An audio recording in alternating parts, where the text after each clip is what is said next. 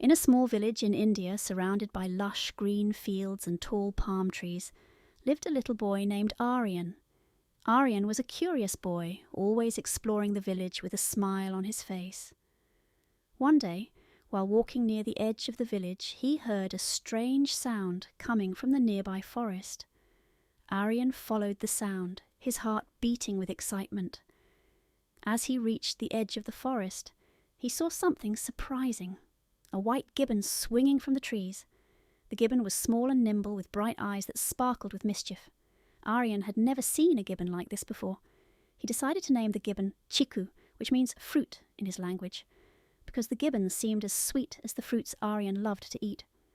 Aryan and Chiku quickly became friends. Every day after school, Aryan would rush to the forest to meet Chiku. They would play games, chase each other around the trees, and laugh until their bellies ached.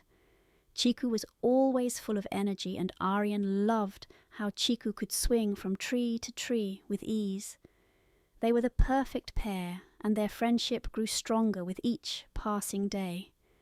One afternoon, while Aryan and Chiku were playing near the river that ran through the village, they saw something unusual.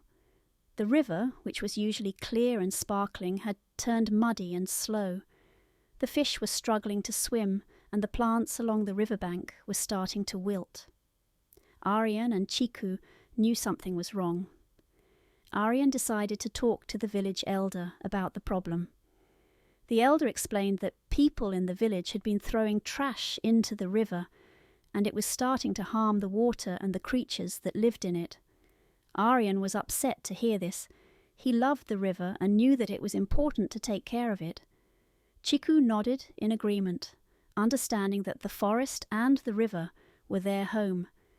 That night, Aryan couldn't sleep. He kept thinking about the river and how he could help.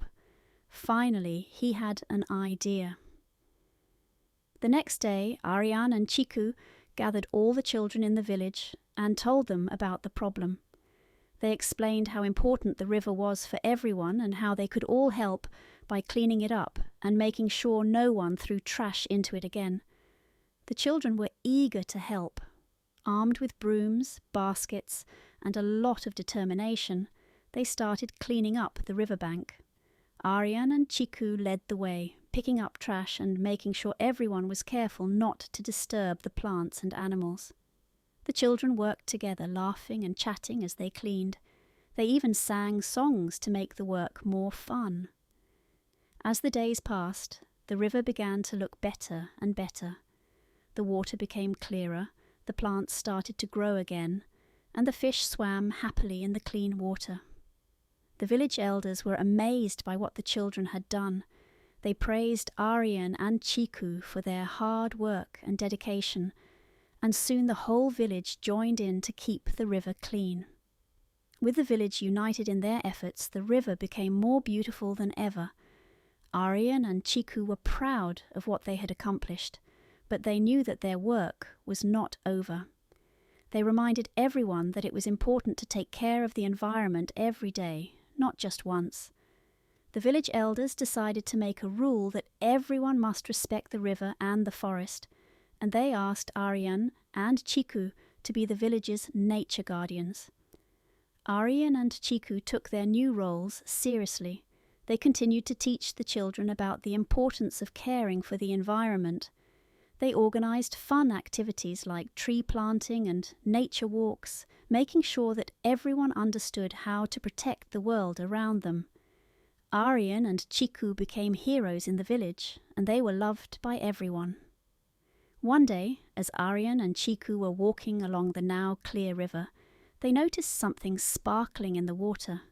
It was a beautiful stone, shining brightly under the sunlight. Aryan picked it up and smiled at Chiku.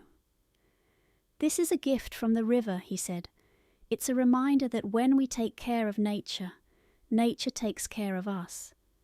Chiku nodded, and they decided to place the stone in a special spot in the village where everyone could see it and remember the lesson they had learned. From that day on, Aryan and Chiku continued their adventures, always looking out for ways to help the environment and the creatures that lived in it. They knew that they could make a difference, no matter how small they were.